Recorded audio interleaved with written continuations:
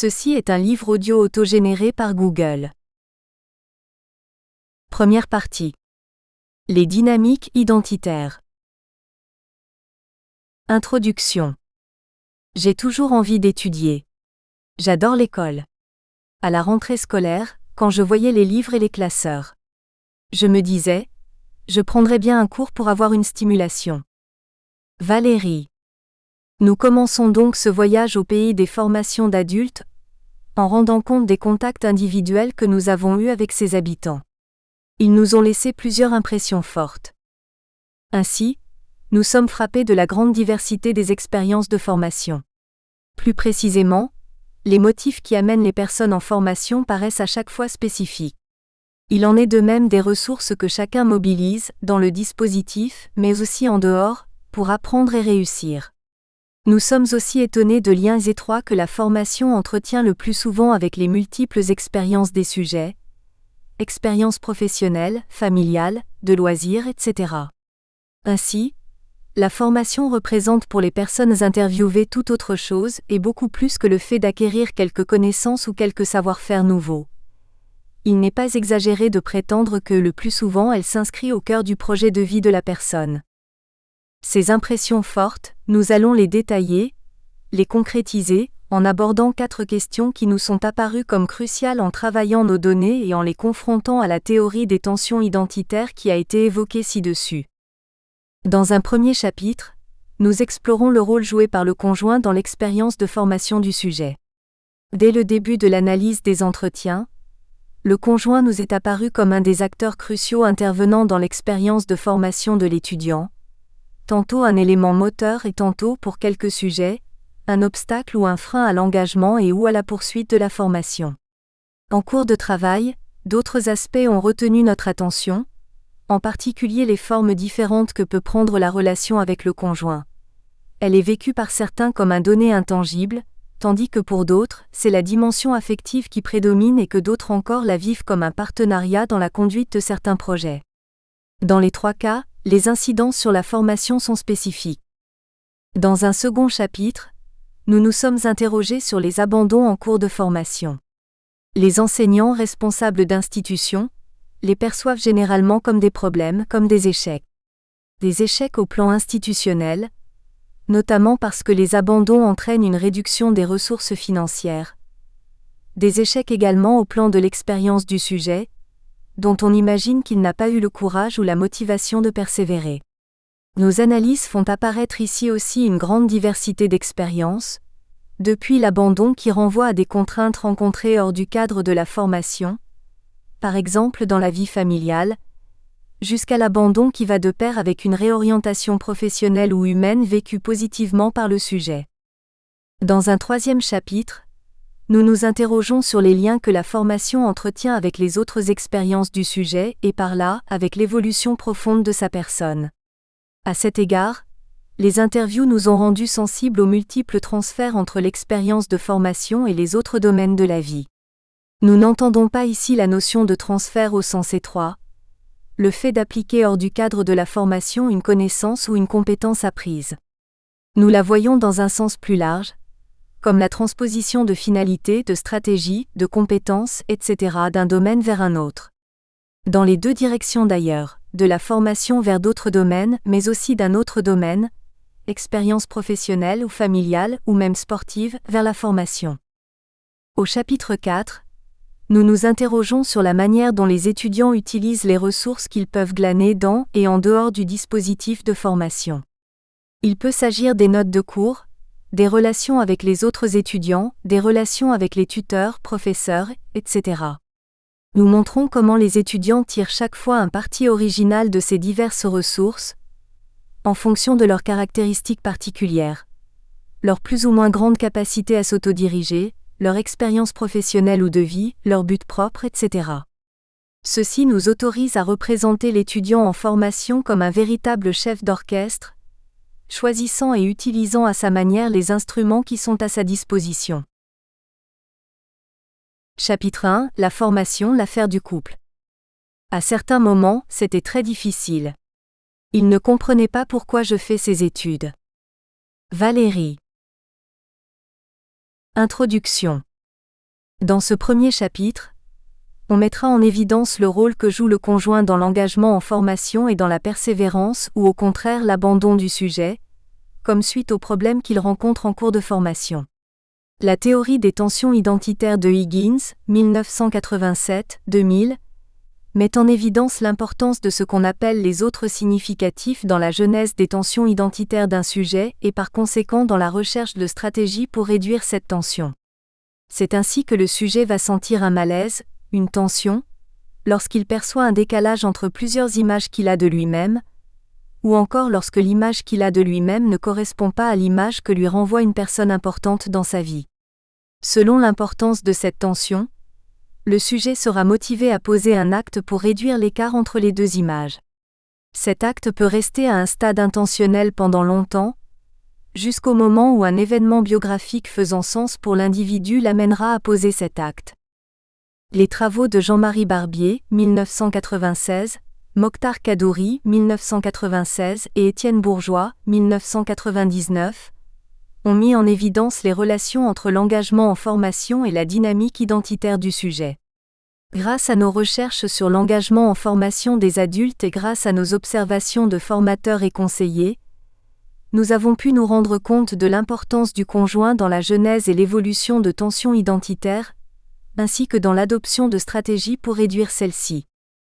Dans certains cas, le conjoint peut rejoindre le sujet dans son souhait de gravir les échelons hiérarchiques sur le plan professionnel ou dans son désir de changer d'emploi.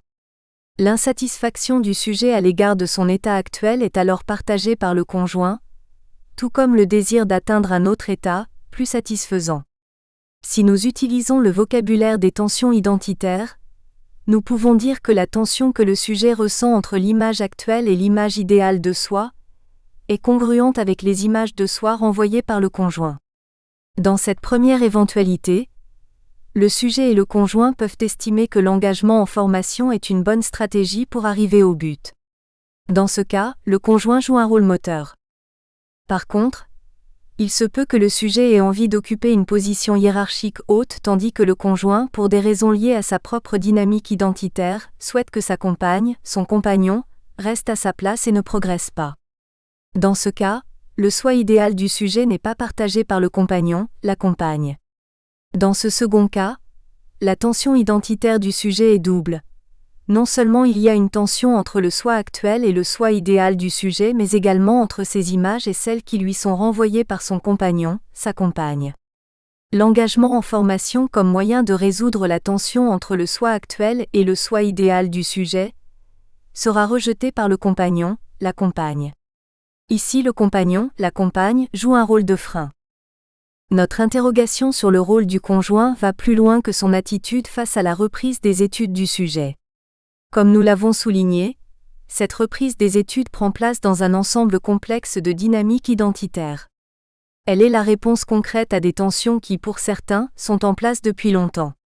Nous essayerons donc de comprendre quel rôle le conjoint occupe dans l'ensemble de ces tensions identitaires, et dans l'aboutissement de celle-ci à la décision de reprendre des études.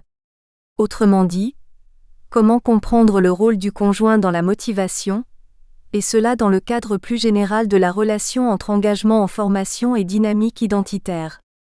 Notre hypothèse centrale est que, selon l'importance que représente le conjoint dans la configuration identitaire du sujet, son rôle sera plus ou moins important dans la décision que prend le sujet de s'engager en formation et par la suite, dans sa décision de persévérer ou au contraire d'abandonner la formation en question.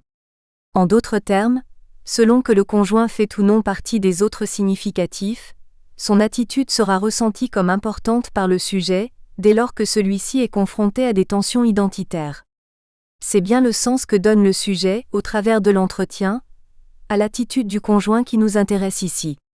Nous écartons donc la posture objectiviste selon laquelle le conjoint joue d'office un rôle important dans la reprise des études. Nous empruntons davantage une posture constructiviste, selon laquelle c'est le sens que le sujet donne aux événements et aux personnes, ici le conjoint, qui sera déterminant de son action. Nous supposons que la reprise des études par le sujet constitue, pour le couple, un événement qu'il s'agit de gérer. Dans notre matériau empirique, nous avons trouvé 3 cas de figure où cet événement a une signification différente et en conséquence, est gérée différemment. Nous les présentons ci-dessous. Mais arrêtons-nous d'abord à la théorie des tensions identitaires, telle qu'elle est développée par Higgins. Les tensions identitaires selon Higgins. Higgins a développé un cadre théorique dans le domaine de l'identité et de la motivation. Higgins, 1987-2000.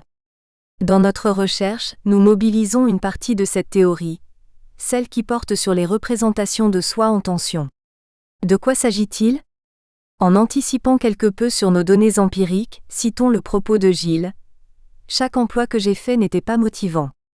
Je me prends une formation qui fait que dans l'avenir, j'aurai des défis. Cet extrait fait état d'une tension chez Gilles, entre deux représentations de lui-même, qu'on appellera ci-dessous le soi actuel. Le constat qu'il fait que ses emplois ne sont pas motivants, et le soi idéal, le souhait qu'il formule d'avoir des défis dans l'avenir. Voyons ceci plus systématiquement. La théorie établit tout d'abord une distinction concernant les domaines du soi. Ceux-ci sont au nombre de 3. Le soi actuel, à savoir la représentation du sujet tel qu'il est actuellement. Le soi idéal, à savoir la représentation du sujet tel qu'il serait idéalement. Le soi normatif, à savoir la représentation du sujet tel qu'il devrait être. La théorie considère ensuite qu'il peut y avoir 2 points de vue sur le soi. Ces points de vue indiquent en quelque sorte de qui viennent les représentations. Dans le propos de Gilles cité ci-dessus, on notera que les représentations proviennent de lui-même. C'est lui-même qui parle de ce qu'il est et de ce qu'il souhaiterait être. Écoutons maintenant le propos suivant énoncé par Augustin. Par rapport à mon entourage familial, ça a été un peu dur parce que mon épouse me demande chaque fois « Qu'est-ce que tu cherches encore ? Tu prends tout ton temps dans les études. Il faut te préoccuper des études des enfants. » Dans cet extrait, on retrouve un soi actuel et un soi normatif, mais élaboré cette fois par une autre personne qu'Augustin, à savoir son épouse. En systématisant, on peut donc distinguer 2 points de vue à partir desquels les 3 représentations de soi peuvent être définies. Le point de vue personnel du sujet. Le point de vue d'une autre personne qui compte aux yeux du sujet, et qu'on appelle pour cette raison un autre significatif. En croisant les 3 domaines et les 2 points de vue, on obtient 6 représentations possibles du sujet. Le soi actuel perçu par le sujet lui-même, le soi actuel perçu par autrui, le soi idéal perçu par le sujet lui-même, le soi idéal perçu par autrui, etc. Ces 6 représentations sont potentiellement en tension, comme l'illustrent les 2 exemples que nous avons donnés. Higgins postule encore que ces tensions génèrent le plus souvent des émotions négatives. Anxiété, tristesse, culpabilité, etc. Le sujet tentera de réduire ces souffrances en posant différents actes. Parmi ceux-ci prend place l'engagement en formation, qui nous intéresse tout particulièrement dans le cadre de cette recherche. Quand le conjoint est central et pose des obstacles. Dans ce premier cas, le conjoint occupe une place saillante dans le projet de vie du sujet. Toutefois, il ne comprend pas les tensions identitaires que vit le sujet et il constitue un frein à l'engagement et ou à la poursuite de la formation. Le soi idéal du sujet n'est pas partagé par le partenaire. Discordance entre le soi idéal tel qu'il est perçu par le sujet et le soi idéal tel qu'il est perçu par autrui. Le sujet cherche alors appui auprès d'autres personnes qui partagent son idéal de soi. Portrait de Valérie.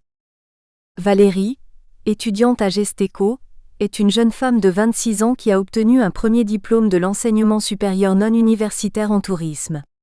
Elle travaille dans une administration communale où elle exerce un travail assez routinier, selon sa propre expression. Elle entreprend la formation en économie-gestion par défi intellectuel, par plaisir d'apprendre et parce qu'elle a envie de progresser sur le plan professionnel. Elle se sent fort soutenue par ses parents, son père est instituteur et sa mère est femme au foyer, ainsi que par son parrain, greffier au tribunal. Elle anticipe la fierté de ses proches en cas de réussite. Cette réussite sera celle de toute la famille, ça rehausse le niveau de la famille. Son enthousiasme n'est toutefois pas partagé par son compagnon. Celui-ci est ouvrier dans la construction, et ne comprend pas bien l'envie de Valérie de s'engager dans une nouvelle formation. De plus, selon Valérie, il a eu des craintes que je ne le laisse tomber pour les études. Elle craint que sa formation en économie ne l'éloigne de son ami, et elle se dit prête à abandonner ses études si celles-ci mettent en danger son couple. Lors de la deuxième interview, Valérie avoue avoir pensé quelquefois à abandonner en raison d'un échec obtenu en mathématiques et en raison du manque de soutien de la part de son ami. À certains moments, c'était très difficile. Il ne comprenait pas pourquoi je fais ces études. Néanmoins, elle persiste car elle se définit comme une battante et elle ne veut surtout pas décevoir ses proches. De plus, les tensions avec son ami se sont atténuées avec le temps. Elle se sent à présent fort soutenue par un petit groupe d'étudiantes et perçoit également un changement d'attitude de ses supérieurs hiérarchiques à son égard. Depuis qu'elle a commencé la formation, on lui délègue plus de travail à responsabilité, la nature de la communication a changé, bref, elle ressent une valorisation de sa personne. En témoigne l'extrait d'interview suivant. Au départ, quand j'ai commencé, je faisais des évaluations, ce qui était routinier. Maintenant, on m'a donné un autre poste qui est bien plus valorisant. Et même une collègue, qui a fait une licence en psychologie, avant elle ne me parlait pas tellement, maintenant on commence à parler de sujets plus approfondis. Tout semble donc bien engagé pour les études de Valérie. Toutefois, lors de la troisième interview, elle nous surprend par sa décision d'abandonner la formation, comme suite à un événement familial vécu comme dramatique par elle, à savoir l'internement en institution psychiatrique de sa belle-sœur. C'est arrivé du jour au lendemain. On l'a vue vendredi, super bien, et puis le lendemain elle souffrait d'un syndrome de persécution, elle pensait qu'on voulait la tuer. Elle est dans une institution pour personnes handicapées mentalement, maintenant. Cet événement a ravivé l'accident de voiture que j'ai eu il y a quelques années, qui a coûté la vie à mon copain. Je me dis maintenant, il faut que je vive au jour le jour. Incompréhension et obstacle de la part du conjoint. Quelle analyse peut-on proposer de ce récit ? Le conjoint de Valérie ne comprend pas sa passion pour les études, qui constitue pourtant un élément essentiel de son projet de vie. Il désapprouve son engagement en formation et joue plutôt un rôle de frein. Rappelons que celui-ci n'a pas fait d'études supérieures. Depuis le début de la première interview, Valérie manifeste son attachement à son couple et exprime le regret que son projet ne soit pas partagé par son conjoint. Elle est manifestement prise dans une tension entre deux buts existentiels concurrents, l'un étant lié à la sphère du couple et l'autre à la sphère de l'épanouissement intellectuel. Bien que ces deux buts soient en concurrence, elle établit d'emblée une hiérarchie forte entre les deux. Elle veut en effet, avant tout sauvegarder son couple, qu'elle sent menacée par ses études. Il s'agit d'une hiérarchie que ses parents lui imposent également, comme en témoigne notamment la phrase suivante qu'elle leur attribue : « Si ça devait détruire ton ménage, tu ne le fais pas, tu arrêtes. » Nous sommes face à un soi normatif en provenance d'autrui, qui rejoint un soi normatif en provenance d'elle-même. Valérie veut en effet éviter de devenir quelqu'un qui donne priorité à sa carrière plutôt qu'à sa vie de couple. Beaucoup de mes collègues me faisaient déjà des réflexions. Un ouvrier avec une employée, Et maintenant que je fais une licence, c'est encore pire. Je vais essayer d'anéantir les différences. Je veux rester moi-même. Cette même attitude intervient également dans sa relation avec ses collègues du travail.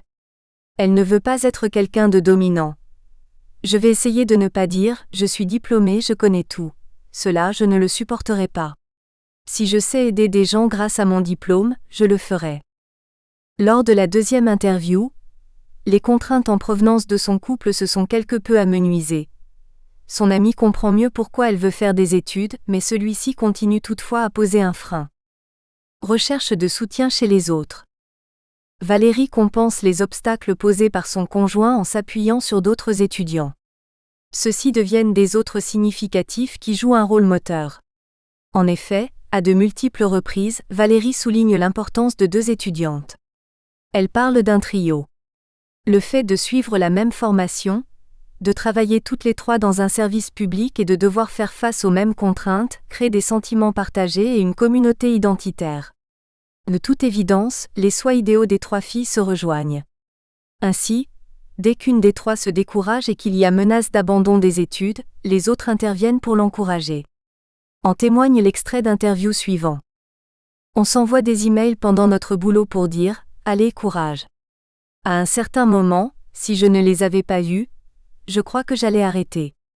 Grâce à elle, j'ai surmonté les pressions, les découragements. Non seulement ses pairs, mais également son entourage familial joue un rôle important en tant qu'autre significatif. Pensons en particulier aux parrains et aux parents. Le premier joue un rôle de première importance. Le projet qu'il formule à l'égard de Valérie rejoint son propre projet. Dans le langage de la théorie, le soi idéal amené par autrui rejoint entièrement le soi idéal fixé par le sujet. Il s'intéresse fortement à ses études et se dit très fier de sa filleule. Mon parrain a fait des études supérieures, mais il n'a pas de diplôme de deuxième cycle. Il sera très fier quand je réussirai. Déjà quand j'ai réussi mes études antérieures, il était le premier à dire « elle a réussi ». Ses parents également la soutiennent dans sa démarche, sans toutefois exercer une pression. Elle relie son envie d'apprendre à celle de son père. C'est peut-être mon papa qui m'a donné cette envie. Mon père était enseignant en primaire, et il a été beaucoup dévalorisé par rapport à son boulot. Manifestement, son soi idéal à elle et son soi idéal en provenance de sa famille se rejoignent. Je suis sûre que mes parents seront très heureux et fiers, c'est certain. La troisième interview nous montre toutefois la prédominance de son compagnon en tant qu'autre significatif. Valérie sacrifie sa formation pour l'épanouissement de sa vie de couple. Dans le chapitre consacré à l'abandon, nous reviendrons sur cet épisode.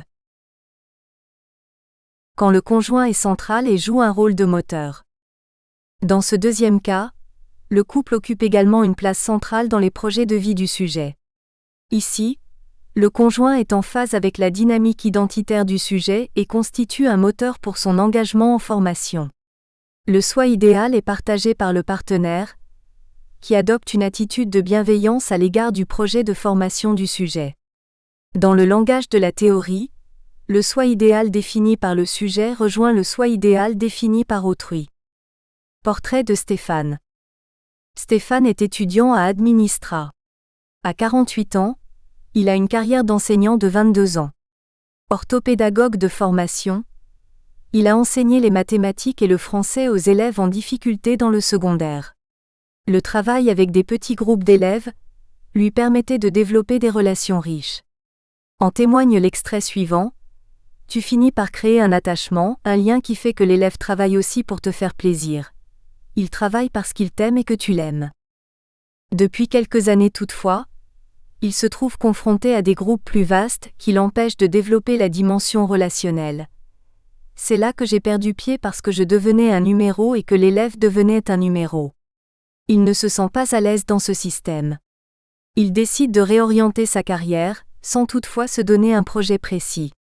Ainsi, il explore plusieurs voies à la fois, telles que ouvrir une auberge ou un gîte rural, occuper un poste administratif dans l'enseignement, ou devenir administrateur dans le monde artistique. Son engagement en formation est inspiré par ce désir de changement de carrière. Il choisit comme premier cours la comptabilité administrative, en raison de son utilité pour sa réorientation professionnelle. Le premier entretien laisse apparaître de fortes tensions identitaires chez Stéphane. Il vit en effet tiraillé entre son état actuel, enseignant insatisfait, et un état idéal, l'épanouissement professionnel auquel il aspire.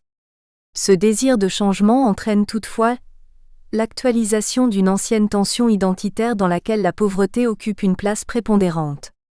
Issu d'une famille pauvre, Stéphane craint en permanence de se retrouver dans la situation qui l'a tant fait souffrir. Il veut coûte que coûte éviter de se retrouver pauvre. Dans la théorie que l'on découvrira ci-dessous, on appelle cela soi à éviter. La reprise des études permettant d'augmenter ses chances sur le marché de l'emploi, tout en quittant l'enseignement, est une réponse partielle à son souhait d'éviter d'être pauvre. La théorie des soins possibles de Marcus Aurelius, 1986. À tout moment de sa vie, l'individu est confronté à une multitude de soins possibles, c'est-à-dire autant d'images de ce qu'il pourrait devenir un jour. Ces images englobent à la fois des soins idéaux et normatifs vers lesquels le sujet tend, mais aussi des soins qu'il veut éviter. Les premières sont appréhendées positivement, comme des buts à atteindre, tandis que les secondes sont appréhendées négativement, en quelque sorte comme des antibuts. Dans sa quête identitaire, le sujet recherche à la fois la réalisation d'images positives de soi, approche d'un but, et l'évitement d'images négatives de soi, éloignement d'un anti-but. L'engagement d'un individu dans l'action peut donc être motivé dans les deux cas. Lorsqu'il estime que l'action lui permet de progresser vers l'accomplissement d'une image positive de soi qu'il cherche à atteindre et ou lorsqu'il estime qu'elle lui permet de progresser dans la mise à distance d'une image négative de soi qu'il cherche à éviter. Mentionnons que Stéphane est divorcé et qu'il a 2 enfants, de 17 et 19 ans. Stéphane a récemment reconstruit un couple, cette fois avec un compagnon. Celui-ci le soutient dans sa décision de reprendre des études. Lors de la 2e interview, Stéphane nous apprend qu'il avait quitté son emploi peu de temps après le premier entretien. C'était ça ou la mort, commande-t-il. En effet, la souffrance morale liée à son emploi d'enseignant devant un grand groupe d'élèves devient inconciliable avec son idéal d'épanouissement de soi. Cet abandon professionnel réactualisait bien évidemment le soi à craindre le plus profond de Stéphane, à savoir la pauvreté. Mais de même que le compagnon avait soutenu Stéphane dans son projet de reprendre des études, de même il l'a soutenu dans son nouveau choix professionnel, disant que son seul salaire à lui suffira à vivre bien, mais modestement à 2. Puis, de façon inespérée, Stéphane retrouve du travail. Celui-ci ne se situe ni dans le domaine de l'hébergement, ni dans le domaine artistique, mais dans le domaine de l'orthopédagogie. En effet, Stéphane retrouve un travail à temps partiel comme orthopédagogue devant des petits groupes d'élèves en primaire. Ainsi, il retrouve sa première vocation. Il est ravi. D'autant plus que sa charge horaire lui permet de mettre en pratique un autre projet de vie, celui de se donner des loisirs. La formation en administration perd de sa valeur instrumentale, et Stéphane décide d'abandonner celle-ci. Importante relationnelle et bienveillance du conjoint. Ici aussi, voyons ce que nous pouvons tirer de ce récit. Stéphane est une personne pour qui la dimension relationnelle occupe une grande importance dans la vie. Rappelons, dans le domaine professionnel, l'importance qu'il accorde à la relation personnalisée avec les élèves. Relevons également, dans le domaine de la formation que lui-même a entreprise à Administra, sa déception face à la froideur de la communication avec le tuteur et face à l'absence de contact physique avec l'enseignant, le tuteur et les autres apprenants. C'est pour ça que je ne me suis pas intégré à distance. Or ici c'est un homme à qui tu ne parles qu'une fois par semaine. Je pensais que le forum c'était comme un genre de chat, mais ce n'est pas ça. Quant à la vie du couple, bien que Stéphane ne s'exprime pas de façon aussi explicite que le faisait Valérie, nous sentons tout au long des 3 interviews l'importance qu'elle revêt dans sa vie affective. Le nouveau conjoint adopte une attitude de bienveillance à l'égard du projet de formation de Stéphane, ainsi qu'à l'égard de sa réorientation professionnelle, de même que, comme nous le verrons dans le chapitre suivant, à l'égard de l'abandon de sa formation. Dans toutes ces circonstances, son conjoint le soutient dans ses choix. Plus d'une fois, parlant de son compagnon, Stéphane utilise les expressions telles que « il est extraordinaire »,« il m'encourage »,« il m'a rassuré »,« il voulait que je fasse quelque chose dans laquelle j'allais être heureux »,« il me disait « on va s'arranger ». Tout au long des 3 interviews, nous sentons le soutien moral et matériel de la part du compagnon, qui joue par conséquent un rôle moteur dans les projets de Stéphane. Le choix du premier cours, à savoir la comptabilité administrative, n'est pas non plus sans signification du point de vue de sa relation de couple. Précisons en effet que le compagnon de Stéphane est comptable de profession. Le cours que Stéphane a choisi nourrit donc sa relation de couple. Le contenu de ce cours conduit à l'intégration d'un nouvel élément dans la communication. Un échange peut désormais s'engager dans un domaine qui était auparavant étranger à Stéphane. C'est un langage que je ne connaissais pas. Mais là, je commence à comprendre ce que c'est un actif à long terme, un actif à court terme. Je n'étais pas capable de le suivre, même s'il essayait de m'expliquer, je ne comprenais pas. Et alors je commence à comprendre le langage qu'il tient et le travail qu'il fait. C'est fou d'apprendre ça, d'être capable d'échanger. Un terrain que je ne connaissais pas, que lui connaît, mais que je suis capable maintenant de comprendre.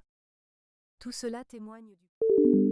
Nous espérons que vous avez apprécié cet aperçu. Pour continuer à écouter ce livre audio sur Google Play Livres, utilisez le lien dans la description de la vidéo.